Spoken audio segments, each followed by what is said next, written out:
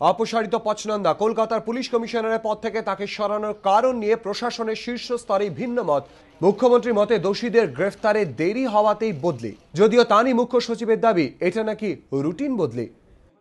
আমি চাই যারা ক্রিমিনাল, যাদের নামে এফআইআর আছে বা যাদের নামে কেস হয়েছে, তাদের এতক্ষণ কেন অ্যারেস্ট করা হয়নি।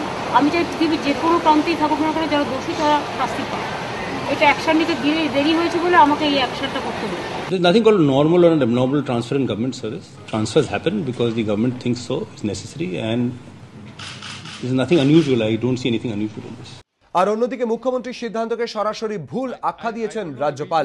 তার বক্তব্য, সাম্প্রতিক ঘটনার জেরে পুলিশ কমিশনার অপসারিত হলে তা ভুল সিদ্ধান্ত।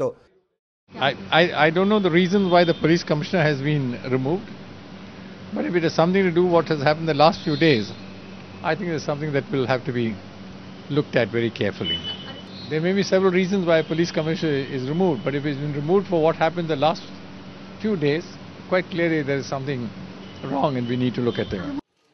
মুখ্যমন্ত্রী ও মুখ্য সচিবের ভিন্ন বয়ানে সরকারের অভ্যন্তরীণ সমন্বয়ের অভাব ধরা পড়ে গেল বলে মত রাজনৈতিক মহলের।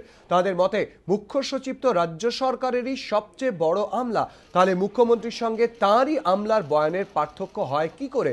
পাশাপাশি রাজ্যের প্রশাসনিক প্রধানের সিদ্ধান্তকে সাংবিধানিক প্রধানের সরাসরি ভুল আখ্যা দেওয়ার ঘটনাও সরকারের অস্বস্তি বাড়ালেন বলে মনে করছেন রাজনৈতিক বিশেষজ্ঞরা।